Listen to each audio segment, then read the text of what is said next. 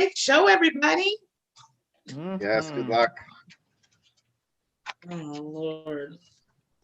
Hey, man. Okay, we're live. We're live. Not needed. We're live. We're live, and this is live. Live. Oh, gosh, that's serious.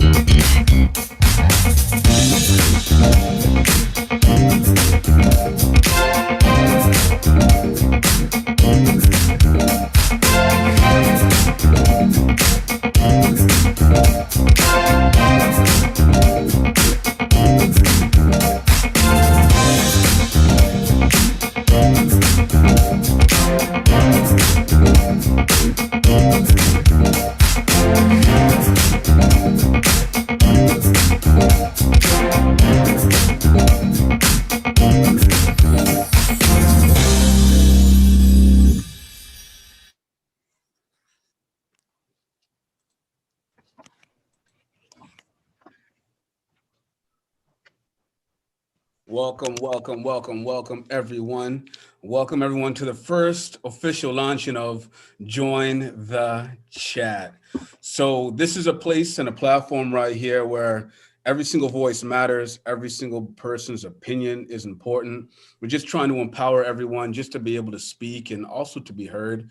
And it's a free and open platform, an open space just for people just to have conversation, get things out. So this whole initiative was brought together because the Join the Chat coalition and committee and crew saw that there was a need to have discussions because mental health was a real serious issue during this pandemic, and people just needed to release. People were having issues with inside themselves, and it was festering, and people were blowing up inside. So we wanted to give people an opportunity and a place just to release.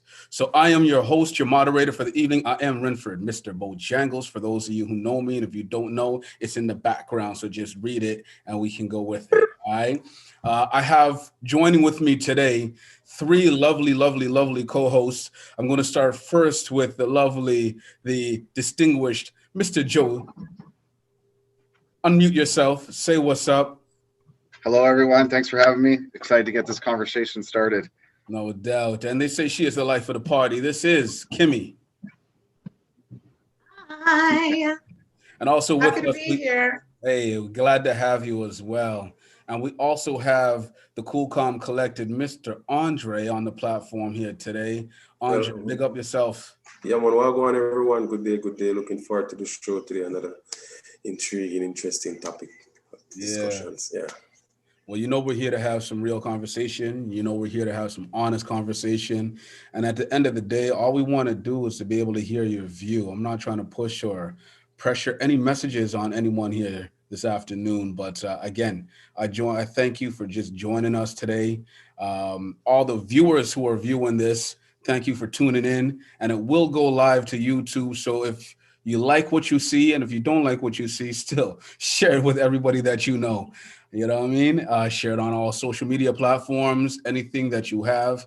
And that's what we want to do. We want you to join the chat. We will have the option later on and throughout the presentation, throughout the discussion, that if you want to participate and you have a question, you have a perspective that you want to share, or you have a question for one of the hosts, you'll just have to raise your hand and feel free to speak. If you don't want to speak, go into the chat forum, throw your question in the chat forum, and we'll do our best to answer it. We ain't experts. I'm putting up the disclaimer right now. The opinions that are expressed here are those solely of every single individual host, and not of Join the Chat as a collective or any other stream. So we are just 4 individuals having conversation. With that said and done, good evening, afternoon, everyone. I want to just jump straight into things. So I just finished attending Black History Ottawa's presentation for Black History Month. And it was a great presentation. It was still going on. I had to duck out a little bit early to get on this platform. So I'm going to get right into the meat and potatoes of everything here tonight. So my question to every single panelist: should there be a Black History Month? Andre, Kimmy, you want to start? I see you lighting up. So I'm not sure. I saw your screen light up. So I'm not sure what's going on there. So yeah, let's start with Kimmy. Go ahead. What do you got to say about that? Should there be a Black History Month?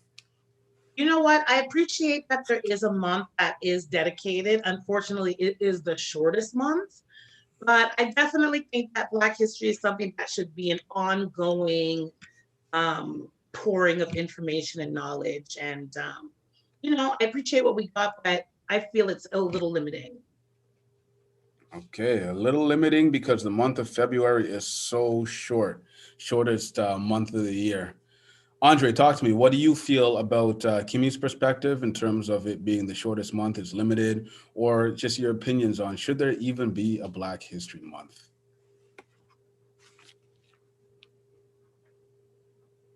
You got to unmute yourself. Sorry, man. Sorry. I'm kind of indifferent in terms of it being noticed, for example, like a specific month. Because, for example, when you have your kid where you give them times on the weekend to play the game on the weekend, they know that, okay, on the weekend I'm allowed to do this particular thing. When you give it one particular month, then some people probably tend to put it aside for the rest of the months and just leave February to say, okay, this is the month that's designated for us to know our history, for us to know our culture, know about our past ancestors, not just slavery, because and that's the next thing too. What Black history kind of entails today is more our history from so-called slavery, where there was actually life before slavery. So I don't think the Black History Month go too in-depth for us to know about our culture, so to speak, in a sense. Not our history from slavery, but actually our culture, where our people coming from. There was life before that. And the next thing also to look again, where I don't accept the Black History Month as February. For the February month, that's the Grammy one weekend. Then there's a Super Bowl one weekend. Then there's the Emmy or one of those TV shows. And then there's the All-Star game. So for the 4 weekend, it's something to keep us occupied. We are distracted. We're not able to prioritize what's in front of us to say it's a Black History Month. We all like entertainment, so it's a distraction for the Blacks also. So I don't think it should be a designated month for it. I think it's something that's ongoing, everyday type of thing. And yeah, that's just my take on it. All right. And also what Kimmy said, the short month is a short month too. They give us the perfect month, 4 weeks. Fair enough. All right, so I want to swing this one over to a person who's lacking in a little bit of our melanin. So Joe, I want you to tell us your perspective on should there be a Black History Month. I guess at the end of the day, I don't want you to feel pressured like you're speaking for an entire set of demographics or anything like that. But share your opinion. What do you think about it? Should there be a Black History Month? I don't think that it's my decision to make at all. Andre, that like the points you brought up about the weekend is like just blew my mind. It makes total sense, and I get your point. As a white man, you know, there's a lot of things that I don't know how to teach my children. Besides being good young men, and the history and the culture that is, like Andre said, is away from slavery, needs to be taught by the right people, not just some old white history teacher. Do you know what I mean? There's things that we don't know that we need to learn about, the differences around the culture. And I think, you know, whether it's a month or an ongoing thing, I think it needs to happen. And I don't know the best way for that to happen, you know, and I'm not, like, I mulled this question over for the last week because I know you give us topics to think about, and, you know, I want to do what's best, you know, for everyone. And if people believe that's, you know, ongoing conversations, I want to have that as well. And I want to know the right way to go about it for my 3 white children. Do you know what I mean?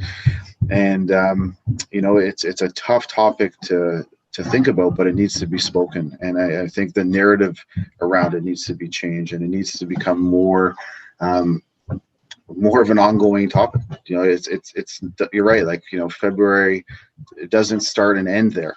You know, there's 11 other months that things are still going on in our world that we need to draw attention to. So let me throw this out there then too. You know, we kind of spoken about February being a short month. Now, for instance, in the UK, Netherlands, they actually practice or observe or have Black History Month in October. So does that change anyone's sentiments on this whole February, the shortest month, and we've been given this?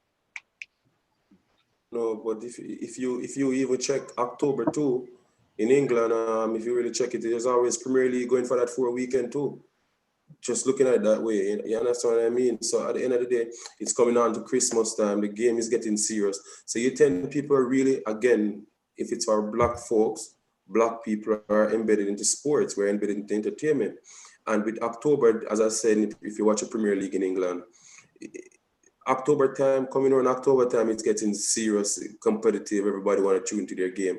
Nobody have time to prioritize the so-called Black History Month, because it's most of the stuff for Black history is being taught in school, to say, for example. When we're in school, we actually get involved in activities.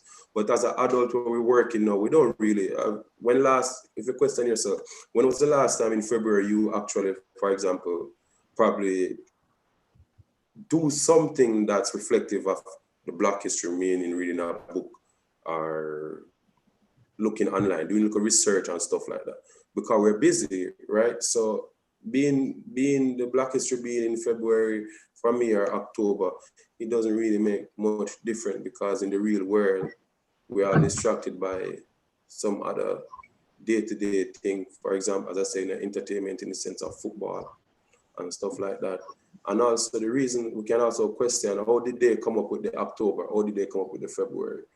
Yeah, you understand what I mean, to justify it. The February came about in the sense that, I don't remember people's name, but it was a group in a university in America, a Black university, I didn't written down. And they wanted to just have it as from January 20, I believe it was originally they wanted it from January 20 something until the ending of February. And there was some Black person, there was a Black, I don't remember his name. It's not Harry Tubman, no. His birthday happened to be in February, and I believe it was Abraham Lincoln or one of those presidents too, birthday happened to be in that time too. And he was kind of advocating for Black slaves to be free. So it kind of, it was, don't want to say, but it was also celebrated where it was a president's birthday, and also it was, what's that guy's name, man? The name you're looking for is Frederick Douglass. Frederick Douglass, yeah, exactly. I got your back, Andre. I got your back. Yeah, thank you, man. So No it was doubt. kind of coincide with his birthday and stuff like that. So it wasn't necessarily just to say, okay, then this month something specifically happened to say, okay, February was when, let's use an example, although that's a bad example.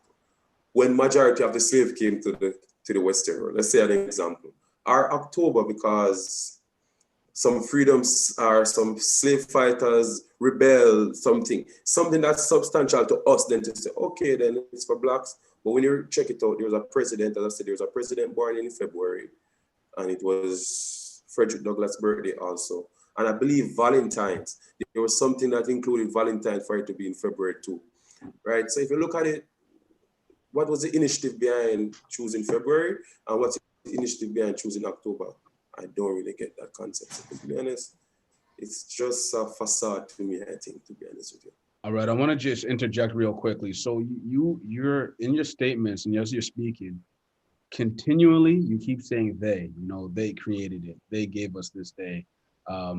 So I want, and this is for everyone as well, anyone can answer this one. Well, who is the they? Number one, so it's a two-part question. Who is the they? And then number two is, whose responsibility is it to teach people about African heritage? So you're saying they, but where's the ownership? Where is it for you to teach yourself and to teach your family and to teach your children about this, Black History Month or Black history itself? So it's a two-part question. You can answer one, you can answer both, or, you can swing it to somebody else while you marinate and think about it. Well, they, as we like to say, they sometimes is the invisible hand. Or you could say, I don't want to say government sometimes, because the government have different branches, right? So we'll put it like, say, those in authority, then put it that way. Those who actually, if you do the history, when the students, the Black students, were put in the offer to say, okay, let's reflect a Black History Month. When they put in those words, they were submitted to some form or a platform of people, whether it being from a local government or it being the general government, which is the member of parliament and stuff. When they present it, they read and they go through it, and then they come back to people and get back and say, okay, then we'll actually acknowledge this time. So for they are like the government, put it that way. The government is they, because they're the one who come up with it. Right. And then from my perspective, what you're asking, like, what were the responsibility for us coming to know? So for us, the responsibility is as I was saying earlier, it's not just a February thing, it's an everyday thing. And also from my responsibilities, it's what I see fit to pass on, meaning I can't just come and say, follow a curriculum, for example, to say, okay, or an agenda, to say, okay, I'm just going to teach my youth or whosoever in my community just about, as I said, from slavery. There was other grades before slavery came about. There was different tribe that was there before slavery started. So it have to do with where you actually, because we're all our kids once, so obviously you were taught something, but it's what you start to do when you become rational of your own. My grandmother taught me things, but at the end of the day, it's what I see and can relate to, and what they told me, I can put into perspective. So, well, I'm not experiencing that. I'm not seeing slavery like how they saw slavery in a sense. So I can't teach my kids what my grandmother taught me. So I have to come and it's like evolve. You have to come and find new ideas how to bring it across. You know what I mean? Like with your blackness. So I didn't really like to use the term black because that's a label with the black and white right now. Right. We're all humans first and foremost. Let's get that across. So if I'm going to teach my youth or whoever it is I come in contact with about my history, I'll have to go far before the slavery aspect of it, the struggling aspect. There were glory days before the struggling come into play. You know what I mean? We were triumphant. We were actually people helping other races too. So that's how I think we should go about it. So. Let me throw it to Joe right now. So whose responsibility is it to teach the general population, the children, about the history of people of Caribbean and African descent? It's a tough question. I think each individual is responsible for maintaining their own home and making sure that you're doing the right thing and giving the message that you want to pass down to your children. And I can't tell you what, and you can't tell me what that message is. I think just you have to be open to other cultures and other people and other disciplines, and and nowadays other genders. There's all these things that we have to think about, and I think it's really on the individual inside the home to pass down that knowledge that you want to pass down, and it's on you to seek it out too if you don't know the knowledge. Fair enough. Fair enough. We have somebody in the chat. Pauline is saying that there should not be a need to have a Black History Month.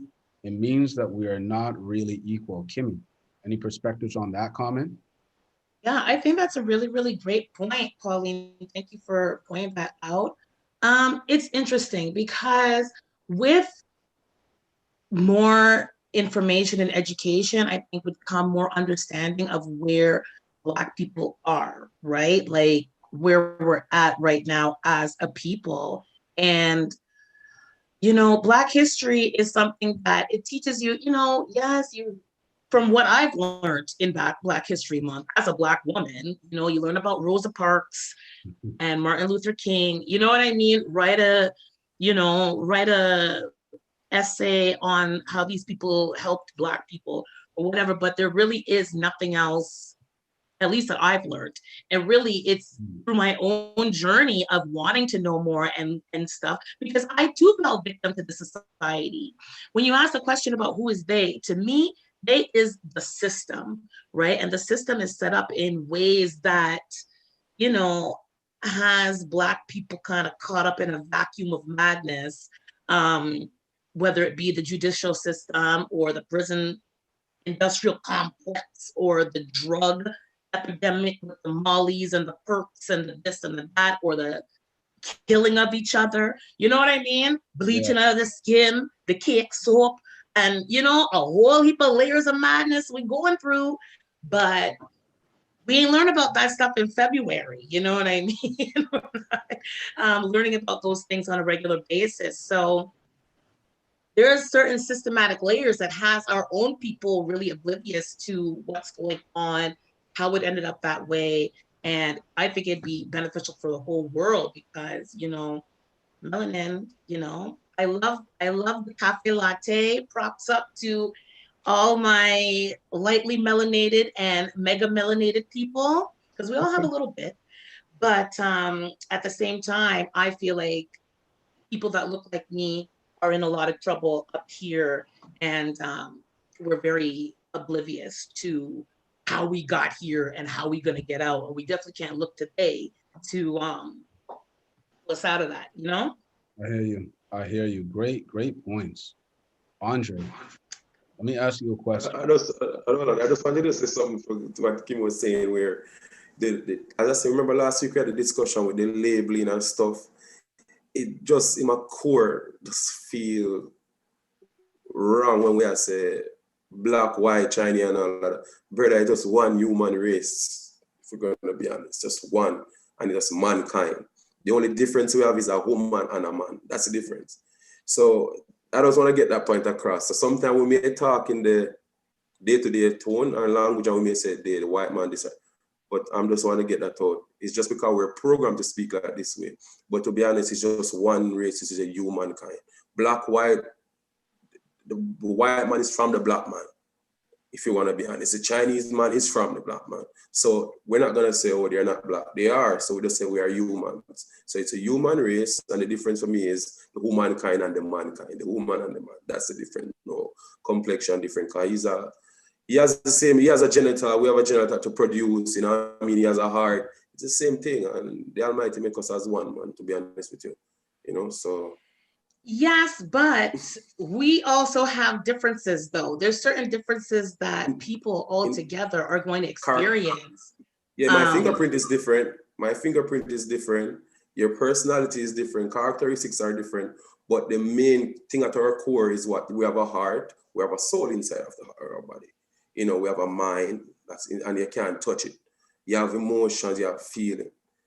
And the next thing you also look at is, for example, to be spiritual. It's our melanin that helps us with our spirituality, not somebody teaching us anything. So we're naturally spiritual people because of their melanin. This is a funny thing. Like, for example, this is what we find out. Black History Month, they used to tell us, oh, the melanin protect you from the sun. As a youth, I used to just run with it, say, oh, they protect us from the sun.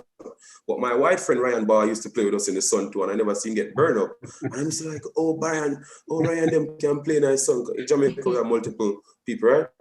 And we're like, but they don't get any different. And the teacher used to say, no, man, them have white melanin inside of them. And we're like, white melanin? But only little to know that when I grew up now, I come to Canada, I'm gonna show you something, open my eyes. I come to a so-called white man country.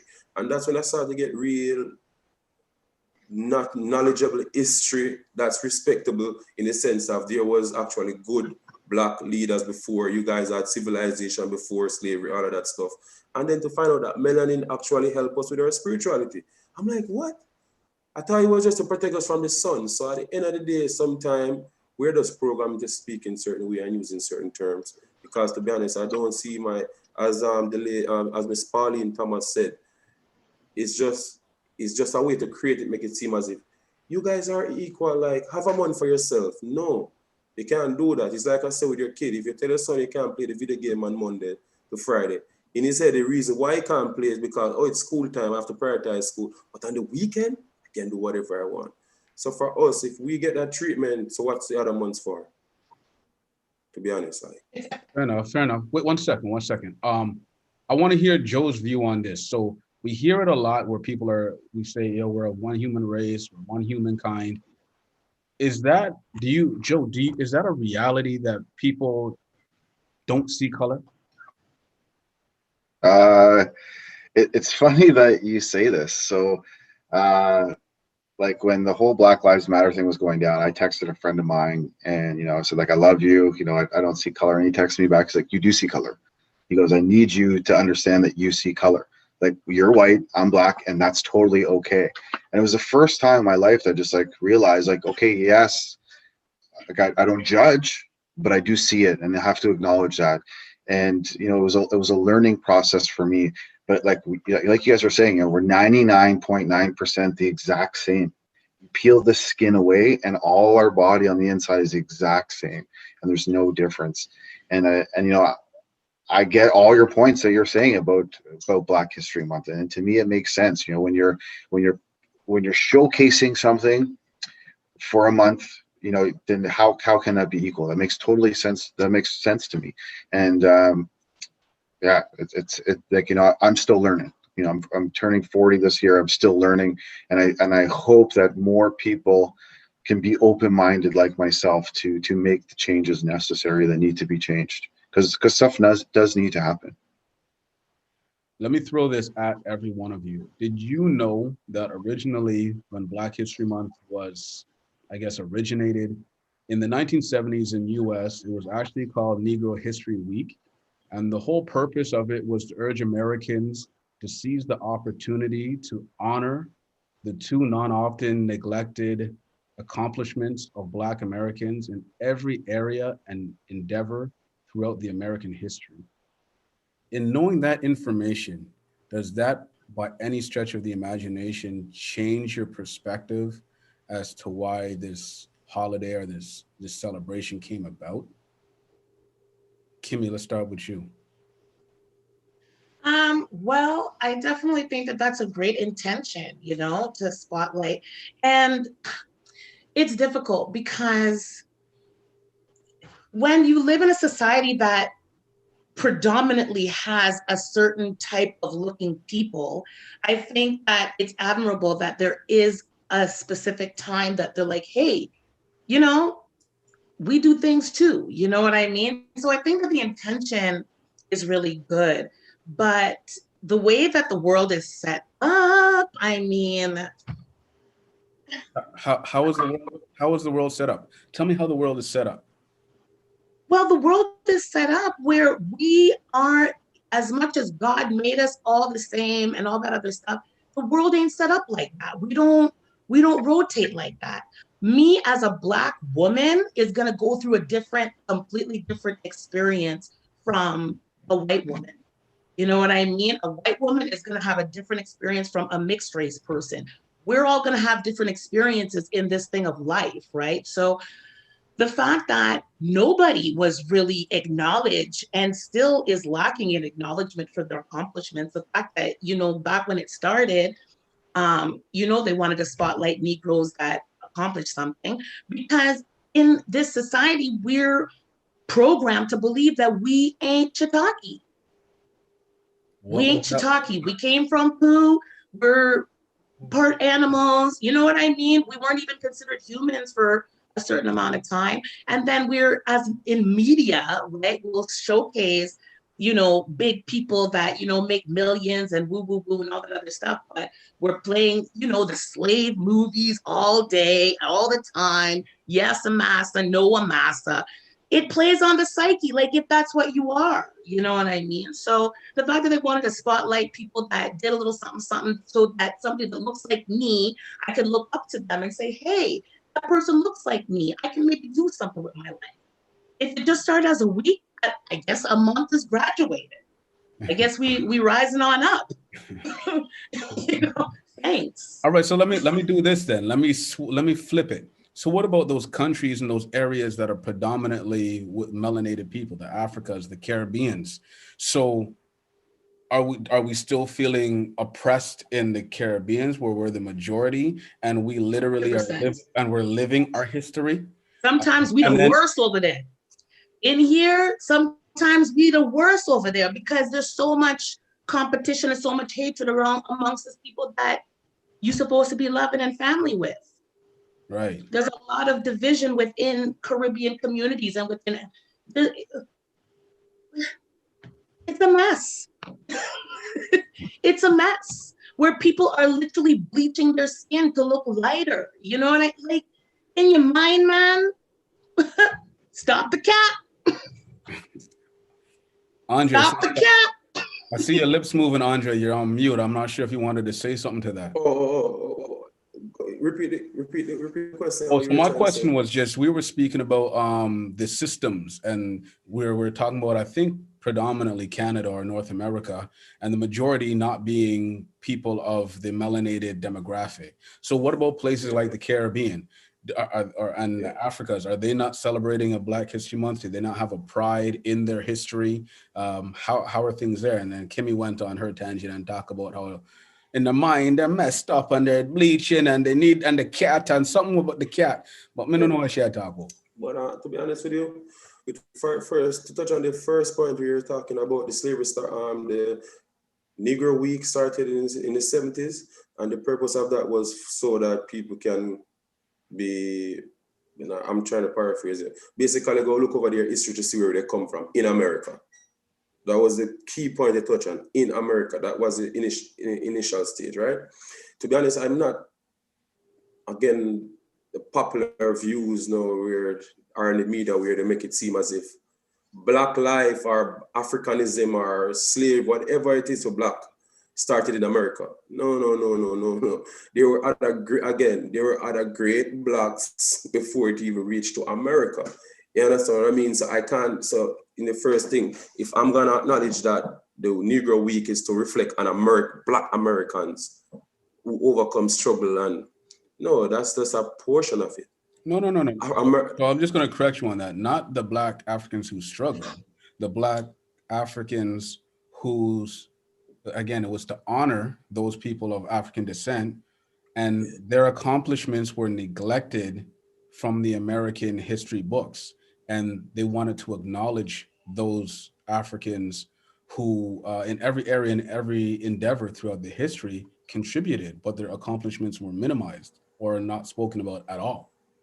Yeah, in regards to America. Well, I'm just saying, I was specifically speaking about when it started in America in the 1970s. That was there. I'm just talking about that little one. I'm taking that little slice out of the pie, but it's not the whole pie. Yeah, no. The point I'm trying to get at is, okay, say they didn't look at for example, in America, the Black American history.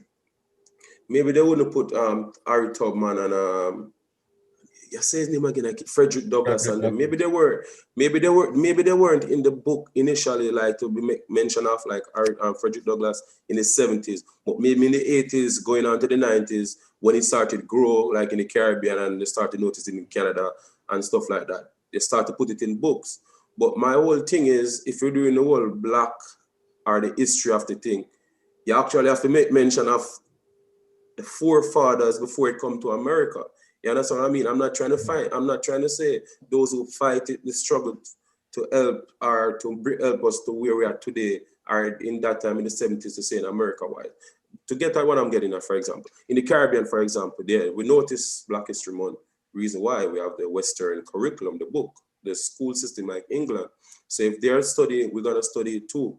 But if you go in the street amongst people to say, okay, then you acknowledge Black History Month, the average guy in the street probably like, no. But they try to spread love. And the next thing I want to get at is in the Caribbean, there is still segregation where there's an upper class and a lower class. It may not be the colored person I'm seeing, or it's a white man, but it's a black man doing basically what the slave owner was doing. You understand what I mean? Where you think I am better than that person. Mm-hmm. This person should be beneath me. So you find out that classism come into play now to perspective. So regardless of the geographic to say, yeah, I'm in Africa, or I don't want to speak like that. I'm in Nigeria, because Africa is a continent. I'm in Nigeria and thinking, okay, the poor man in Nigeria is a black man and the rich man in Nigeria is a white man. No, he's a black man just like me. You understand? So what created that? Did that black man just come and say, oh, I am the ruler of these persons, or I am the ruler of these people? No, they get it from their slave masters, so to speak. And where some of us as blacks are ancestors of slave masters, regardless of who want to look at it. It's showed in the show, the movie Django or something like Django Unchained. Yeah. One of those movies where the guy inside the kitchen are cooking the slave master food. He's able to read because he have access to those stuff. And meanwhile, the slave in the field are treated different where they can't read and have access to certain things. When they move off the plantation, so to speak now, who is more likely to be or looked upon as the one to lead us? As a slave, I'm going to look at it. As a farmer, then I'm going to look at the one inside the house because he could read and he was closer to the master, so he probably know what's best. So if you realize the foundation, for example, in Africa, I've been there, and my brother, I'm telling you, it's no different than in Canada, where you see the extreme rich, where you see him as a white man or Indian. There's all blacks, but it's the same classism being structured. And being honest with you, man. You have to go also for your means of income, and you have those blacks who living like elites. So to be honest with you, we have to do the whole thing all over, where we acknowledge that before in Africa, there was no divide and no rule. It was a community-based thing. So we're Nigeria looking at, oh, Nigeria is better than Congo, or Congo is more advanced than this. But if you take a step back and look at it, it wasn't like that before. Where did that divide and rule come into play? At what time? You understand? If you go to Africa, some of them probably don't even know that, for example, that there was a time when there was actually civilization going on and there was a good days. Some of them don't even know that. Why they don't know it? And they're actually living in Africa. Right, right. Well, in Jamaica, the last thing in the Caribbean, a lot of people don't even know that Haiti was the first one to get freedom. Right. Yeah. A lot of Caribbean people don't know that. Right. You know, so it's just, go ahead. Well, the history is rich. It's very rich. It's very diverse. It's very vast. So, you know, I just challenge everyone, you know, this month and the months after, March, April, May, June, July, August, September, October, November, December, that, you know, you continue to educate yourself on this thing, this history, this African heritage history. We spoke a lot about the slaves, but, you know, our lineage didn't start in slavery, right? So we must challenge ourselves to speak outside of that. I'm going to transition into my next topic, because I really want to know, as we're talking about this, I'm just hearing, you know, there's a need to teach, there's a need to educate, there's a need to learn. So how do we teach our children to and those around us to overcome biases and to navigate the biases that they have? How do we do that? Let me throw it to Joe. How do we teach our children to navigate the biases? You know, where do we start? And how do they overcome biases that they might have? How do we deal with that challenge? I think are you talking about racial biases? I'm just talking biases. Or biases in general. So that's great. That's actually a great point, because I think the first thing that we have to do is actually identify and, you know, say what our lives are just in life, right? Before we can even teach about it or eradicate it or, you know, to improve on it. We have to identify what they are. But carry on. I think like just general biases, you just have to teach your child to be strong and independent and have a good understanding of who they are and have self-worth. And, other people's opinions don't matter really. My opinion of you should not change your opinion of yourself. And I think, when it comes to being culturally diverse, I think having my children be immersed with other children who don't look the same as them is a good thing. Doesn't matter what they look like, but having, diverse friends, and I think that starts with me. I have a diverse group of friends, and I want to immerse my children with their children so they get to understand what your culture is about, and the type of food you eat and the vacations that you take are different than what mine are. But I think overcoming the bias part on anything is just having a self-understanding and a self-love for yourself. I like that. I like the fact that you touched upon cultural diversity. One thing that you'll always see with children, they don't necessarily care, right? They just have this freedom, this openness to them. And as long as you're doing the thing that they like to do, they're joining. If they're playing soccer and you want to play soccer, you're going to go kick that ball same way. And if you're good, they're going to want you on their team, right? Yeah. So, Kimmy, others' opinions don't matter. Joe made that statement. What do you have to say about that? Do you feel that other people's opinions of you, of children, matter, shouldn't matter? Have a toll, take a toll, don't take a toll? Yeah. They can definitely take a toll. Yes, we have to try to build up our children to be resilient to the badness, because it doesn't matter who you are. You're going to get some kind of something from somebody. You're either too short, you're too tall, your teeth are too white, your teeth are black. You know what I mean? You got the designer or you got the designer cousin. Somebody's going to find or you're chubby or you're too skinny. You're too light, you're too broad, you're too black, you're too white. There's always something, you know what I mean, that somebody's going to say something. So it is important for us to build up good resilience and strength and fabulosity within our children. But at the same time, it does sting. You want to hear good things all the time, and kids are ruthless. Yeah, you might say that they don't care about things, but sometimes kids are the meanest little mofos I've ever encountered. They're rude and they have no filter. Wait. So when they do send a little spicy message, it does sting. For me anyway. Maybe I'm sensitive. I don't know. But so do you think that the children are rude, or are they honest and the recipient doesn't want to hear it? It's a combination of all of those ingredients, Bo. You think they're rude and out to order? They're rude, they're out to order. They have to know when to talk, when to not talk. But now just everybody is kind of no filter now. Now people just feel like they can say what they want when they want. This is hear my view with rudeness and no consideration of how somebody might receive that. Andre, let me hear your view on how do you navigate and overcome biases in teaching youngers. Again, like we're not just dealing with our offspring, our children, but just the generation coming up after us. How do we teach them to navigate and overcome biases? Oh, if we first fix ourselves first, that's the only way I look at it. Fix the bias, get rid of the bias, your bias ways out of yourself first. You have to overcome that. And you show your kids first, because you start in the home. You show them based on how you put it, by an example where I'm not gonna be biased, where mommy is, look at Shores, where mommy in the kitchen every time is just mommy in the kitchen, and I label the kitchen as mommy's place. No, that's not being biased. I can go in the kitchen too, right? So it's just small things like that with your kids. Then when they go to school, obviously that's another set of influences too coming around them. And sometimes people may say, oh, your kid don't have a strong mind. But how can they? It's like you go to the gym.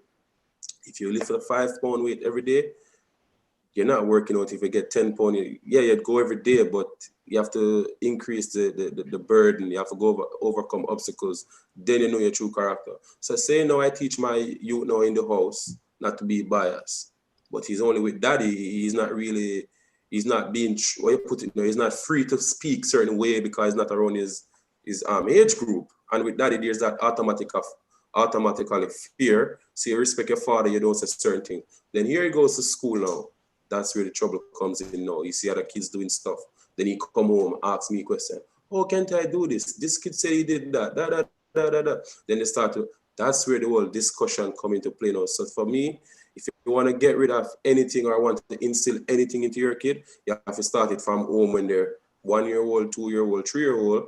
And then when they go in the world and they come back to you now, it's how you react to them at that time. Because they're going to ask questions. You can't tell a kid, our life doesn't set up a way where you could tell your kid, put him in this outfit and it's just going to guide him all through in basic school, elementary. No, he's going to interact with other people, you know what I mean? So at the end of the day, it's an ongoing, constantly ongoing thing in different stages of life. Hopefully when my youth reach, well, I'm still learning, but at least when you reach like an adult age, 20 years old, 21 years old, you have the rationality to look back. That's how you know what you're doing. Look back at his childhood. Daddy used to say this to me. When I was in school, I encountered this temptation, that temptation, or I was looking at something this way, that way. But at 21, now they have a mind of their own where they can put wrong from right or compare different situations. So that's why I think the biasness will come out. It's an ongoing thing. And as I said, you teach by action at home, and then you correspond as soon as you go out and come back in. Listen, Andre, I'm a father, and I don't want my son to ever have an automatic fear of me. You know what I'm saying? I could love on him too and give him a hug and, you know, pat him on his back and tell him good. I don't want him to have automatic fear, you know? I just don't want him to. No, you can't stop that. It's natural. No, man, I don't want, no, automatic. No. You know why? You know why? No, it's the way you're looking at fear. You're looking at fear in the sense of being scared of.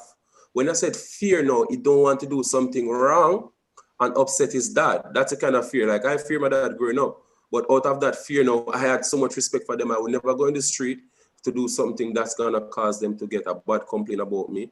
Likewise, my grandmother, I fear my grandmother growing up. My grandmother never beat me. Why would I fear her? Because it's just that respect that I have. I fear that I might offend them. You fear God, which is your father, right? You don't want to disrespect your father, right? So it's the same thing. So meaning your son will see you and your wife. I don't know if you're married. Maybe your wife says something to you in a particular way that he's probably like, what, my mom talk to my dad like that? I can't talk to my dad like that, no. So you see something where his dad probably get away with vice versa. You know, at the end of the day, those are my king and my queen, my parents, you know. So when I say fear, don't think it's fear like when you fear the government. It's not that type of fear. Listen, it's not Andre, that type of fear. It's respect. Andre, I was trying to make a joke. Clearly, I was not funny.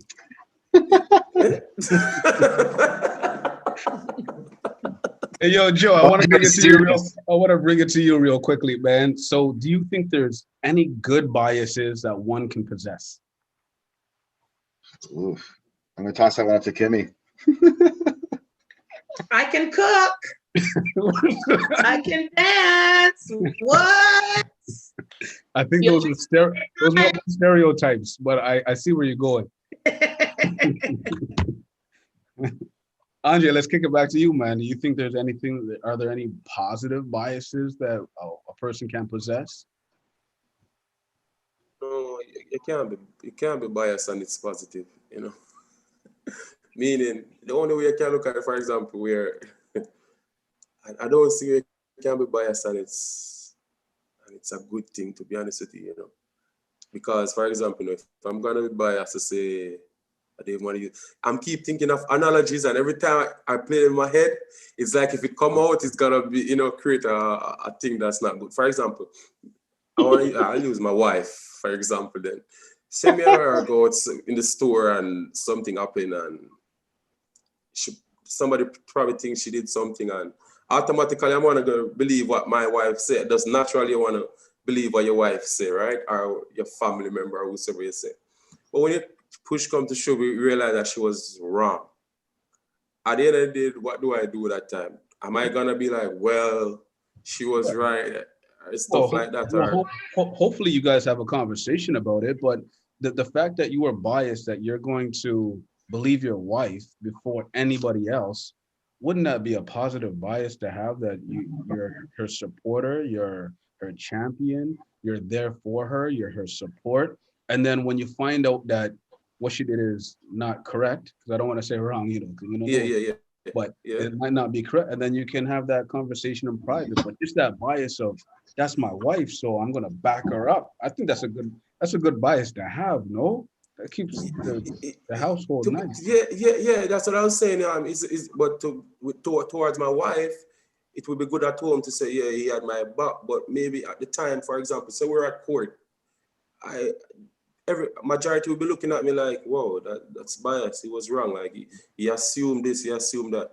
But in a perfect world, yeah, my wife would be okay with that. But as my grandmother said to me is, if it comes to your family, you don't admit to they're wrong in front of people. But when you go home, you tell them, you know that you were wrong. So at the end of the day, yes, I was biased, but when I come home, I can talk to her, but I can't talk to the onlookers who are gonna judge me or judge me, say, well, that guy was so biased, you know that his wife did that and da. So I don't think there's a good bias, man.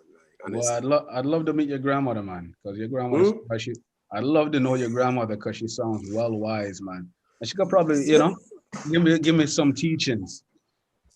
She put some inside of me still, I'm grateful for it.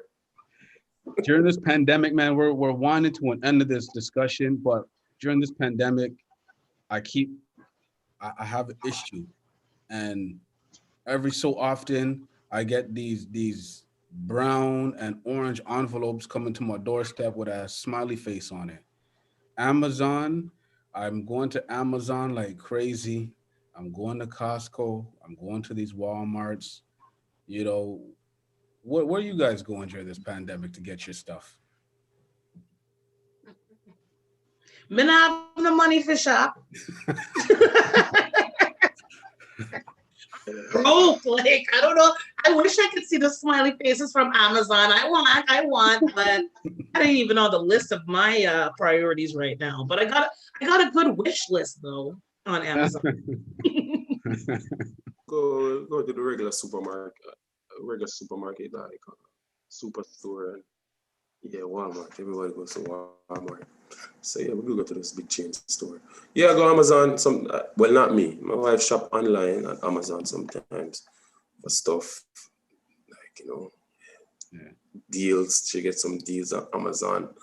It's convenient because of COVID. It comes to your house the next day. But yeah.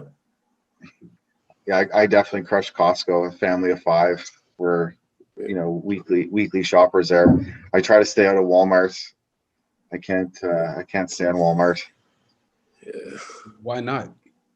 I'm really big on customer service. I think, it doesn't matter what job you do. I think that you should provide quality customer service to people. If you don't like your job, you should leave. Like, I think you're in control of yourself. If you're not happy at your job, you need to find something within you that you like to do and move on.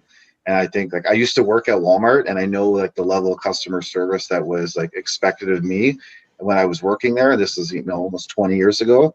But like now it's just people there to stock shelves so they can sell their product. And people are there, not everyone, some people are there because they need the job, but most people are just there to collect a paycheck, and they're like, leave me alone, I want to make my money and go home. And I think, like, when you have a system or a culture like that inside the workplace, it just people just become grumpy, and no one ever wants to help you at Walmart.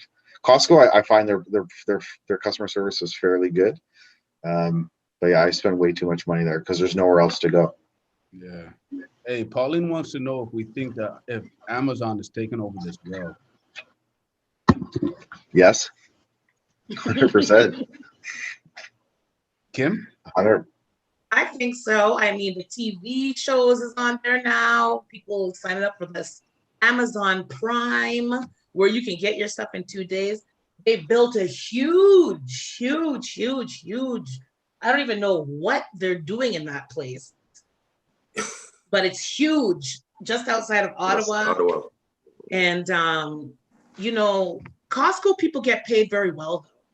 And I think that that has a lot to do with it. Walmart people, and it's no disrespect, but they're not getting as well paid. Costco, you got people wanting to go work for Costco because Costco, they walk away with money, man. So they better put a smile on their face. Yeah. Also for Amazon, a lot of people don't know they have Amazon Web Services. So there's a lot of cloud and data storage that people don't even talk about. So if you can just put platforms on there that Amazon takes care of, and I'm pretty sure they'll probably be one of the first companies to start using blockchain technology within all their shipping and all their packages just to keep track of everything. Very key. As Speaking of, go ahead. No, go ahead. Sorry. No. You go ahead. I insist. I just on the topic of blockchain, I think that they should do voting on blockchain. I mean, What is blockchain? That's a whole other story. We can talk about it after here, but I don't know enough to get into it here to give you a good answer, but I can kind of give you a little piece. We can definitely talk offline about it. But I think if blockchain technology is we can't, there's no way you can fraud it. It's very hard to fraud it. And I think that if you started with voting on blockchain technology, where, I get one vote and they can count all the votes, 20 million people voted for this person, 12 million people voted for this person, you are now our prime minister, not having all these other little things that are going on. You vote in your city for this person and that person represents this party. But I think that's blockchain technology is really going to change our future moving forward. You heard it here first on Join the Chat. Yeah, blockchain. Yeah. We're talking about Amazon and these big box chain stores, but the small business owners are suffering and doors are getting locked and livelihoods are being just disrupted. What can we do to help out the small business? Well, the small businesses that still exist.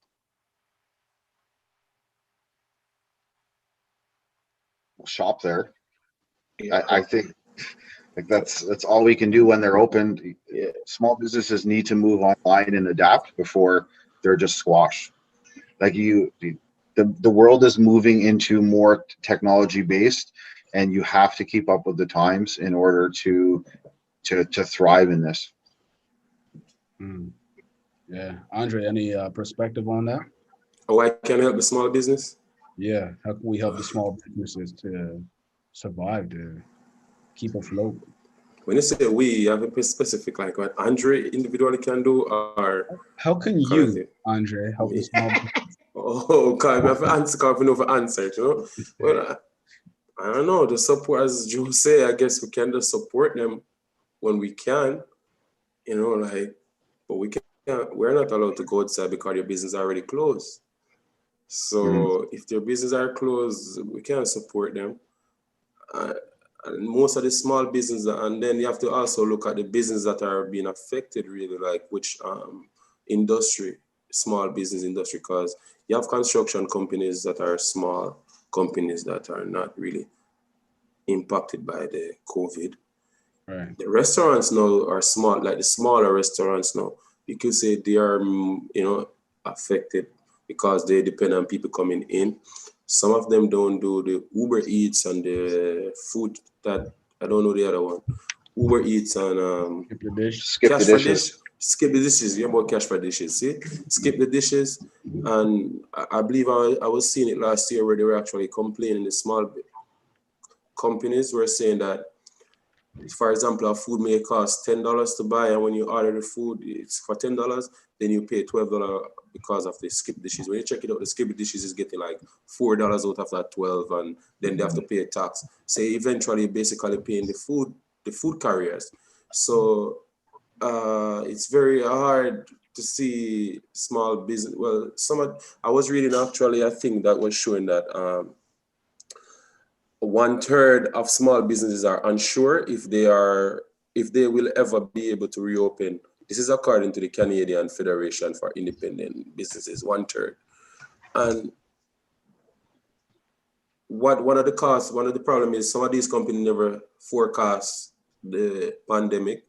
Some of them didn't have liquidity, any savings put aside.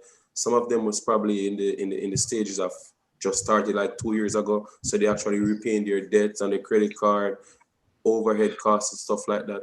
So when you find out with this pandemic being gonna be almost a calendar year now, you're gonna find a lot of small companies, either they're gonna have to just file bankrupt, or some of them have to introduce new business models, so to speak, to help them. Maybe they probably have to, as I say, go technologically, in the sense of probably start to have their delivery service. Instead of using Skip the Dishes, we're just gonna have our persons who do delivery, and they probably go online. You can purchase food and stuff like that. So to be honest, it's gonna be very hard on small businesses to actually overcome. Some actually, when I was reading my notes, it was showing where some company like 10 years ago they started. So now they're actually in the plus. So they were able to actually say, you know what, I can actually endure a loss for another year. But it's really new businesses that started maybe 2-3 years ago that are really feeling the impact as a small company. Right. All right. Well, listen, I want to thank all of y'all for participating and joining the chat. As quick as we start is as quick as we end, and we're done for another session. So I'll give every one of y'all 15 seconds just to kind of give us an outro, something you wanted to elaborate on that you didn't get a chance to in one of the topics that we spoke about today. If there's any endeavors that you're doing in your own personal lives that you want to let the viewers know. But yeah, let's get 15 seconds of fame, and then we'll close the show for the day. And I thank you guys for joining that chat to be able to hear your view as we had some honest conversations. So Andre, first 15 seconds go to you. First, I want to thank you again for this platform, and to the viewers, those humans who are watching, you should check out your history, and don't just check it from slavery. It's actually beautiful before slavery. You should check that out. So yeah. Joe. Like Andre said, thank you very much for the platform. I'm excited to be here with you guys every 2 weeks. Andre, Kimmy, you guys are fabulous human beings. I'm glad I got the chance to meet you. Ren, you're a fantastic host. You keep us thinking and keep the questions coming. See you guys in 2 weeks. Kimmy. What a blessing. I love this conversation. I love the juice and the opinions. And I just love this platform. And it's such a blessing to be here. And I love it. It's definitely filling my Fabulosity tank right up every other Saturday. So it's like my new club. That may have been your first or maybe the second time you said Fabulosity today. So congratulations to you. Really? It's not too much, right? I don't think you said it. I want to hear more. We want to hear more. I love it. Can you sign off with it? Like a nice thing? Divine Fabulosity. Listen, I just want to join. I thank everyone for joining the chat today. This is only what we're doing for the time being, trying to do these virtual get-togethers and these virtual sessions. I can't wait till we're in the studio with one another. We're able to kind of just rub shoulders and bunks elbows and, you know, drink out of our join the chat mugs. Yeah, it's coming. So now that you guys have joined the chat, keep the conversations going, keep them going on in your household, with your colleagues, with your friends, with all of those around you. Always know that your voice matters. Always know that your view needs to be heard. Always look for a platform that is open and receptive of your honest conversation. Watch the show again on our YouTube channel, join the chat, share it with everyone that you know, and we will be back in 2 weeks as we have more topics, more conversation, more hearing of the view as we join the chat. I'm out. Bye. Bye.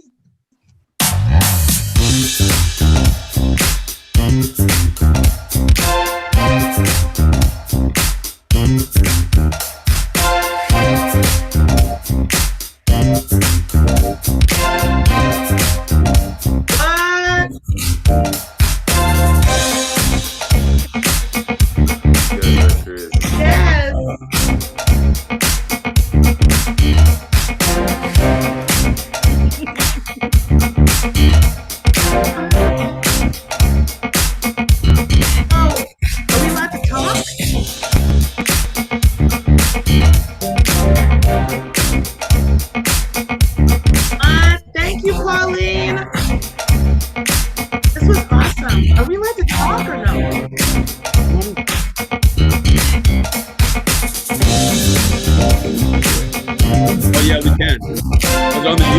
just the it's not up.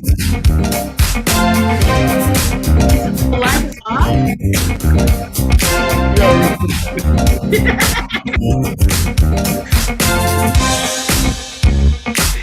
I need to TikTok this. I need to TikTok this groovy beat, man.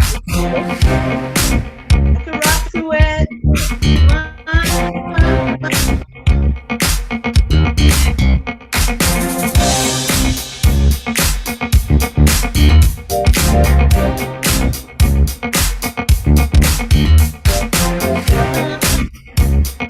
Of course I can. What's the channel? We need to figure out how this thing works because I feel like I'm not.